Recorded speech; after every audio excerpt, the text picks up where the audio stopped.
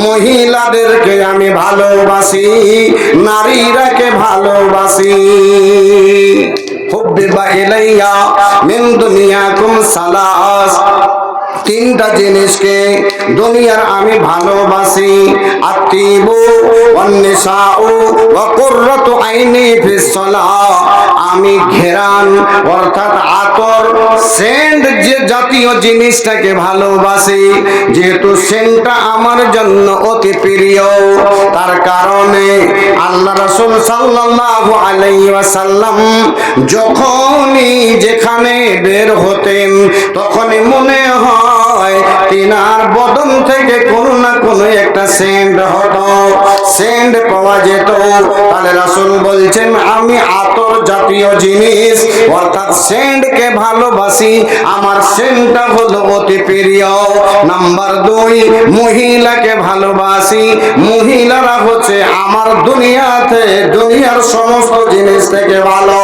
Number 3, আল্লাহ রাসূল বললেন কুররাতু আইনি ফিস সালাহ, আমার চোখ দুটোকে আমি নামাজে জুড়াই, নামাজে আমার চোখ শীতল হয়ে যায়, নামাজে আমার চোখ ঠান্ডা হয়ে যায়।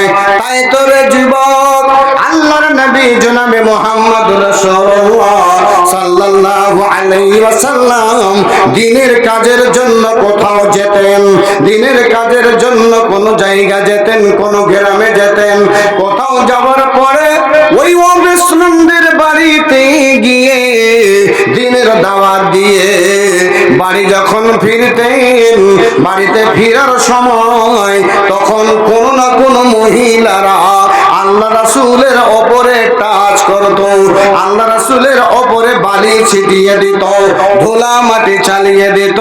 কোন না কোন মানুষ দ্বীনের দাওয়াত দেওয়ার জন্য আল্লাহ রাসূলকে মারধর পর্যন্ত করত। কিন্তু যুবকরে, এটা ইতিহাসের কোন পাতাতে আল্লাহ রাব্বুল আলামিন কিংবা আল্লাহ রাব্বুল আলামিনের হাদিসে, আল্লাহ রাব্বুল আলামিনের নবীর হাদিসে কোথাও প্রমাণ নাই, কোথাও এরকম নেই যে আল্লাহ রাসূলকে কেউ মেরেছে তার বদলে আল্লাহ রাসূল মেরেছেন। আল্লাহ রাসূলকে কেউ গালি দিয়েছে, গালির কারণে আল্লাহ রাসূল গালি দিয়েছেন, বদলা নিয়ে নিয়েছেন, এরকম কোন জায়গাতে প্রমাণ নাই।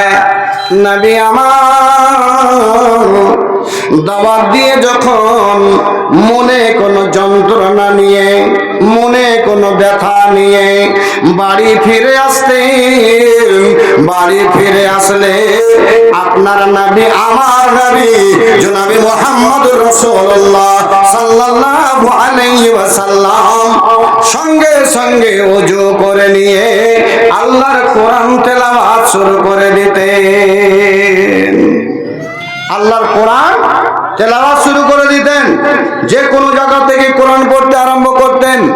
যে কোরআন আল্লাহর বাণী আমি যখন শুনি, কোরআন আল্লাহর বাণী আমি যখন শুনি, আমার মন ভরে যায়, আমার প্রাণ ভরে যায়।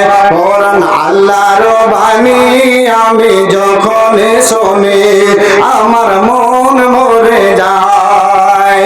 ও আল্লাহর বান্দারা কোরআন পড়ে দেখো না, কোরআন তেলাওয়াত করে দেখো না, কত শান্তি পাওয়া যায়, কত শান্তি পাওয়া যায়। কোরআন আল্লাহর বাণী আমি যখন শুনি, কোরআন আল্লাহর বাণী আমি যখন শুনি, আমার মন ভরে যায়, আমার প্রাণ ভরে যায়। কোরআন যারা বুঝতে পারে না, কোরআন যারা বুঝতে পারে না তাদের জন্য ওই রকম, যেমন বাড়িতে এমনি একটা বাংলা কিতাব পড়ে আছে, ওই রকমই একটা আরবি কিতাব তার বাড়িতে পড়ে আছে, এরকমই আমার মনে ভাব হয়। কিন্তু কোরআন যারা বুঝে, কোরআন যারা জানে, কোরআন যারা পড়ে, ওই বেচারার সামনে যদি একটা পাতাতে বেশি নয়, খালি যদি আলহামদুলিল্লাহ রাব্বিল আলামিন লেখা আছে, ওই ব্যক্তি ওই আলহামদুলিল্লাহ রাব্বিল আলামিন, হে ইহ জগতের মালিক, পরজগতের মালিক, তোমারই সমস্ত প্রশংসা। এই কথাটা শুধুমাত্র লেখা আছে, ওই কাগজটাকে ওই মুসলমানের ঘরের সন্তান পায়ে কুচলাতে পারবে না, পায়ে ফেল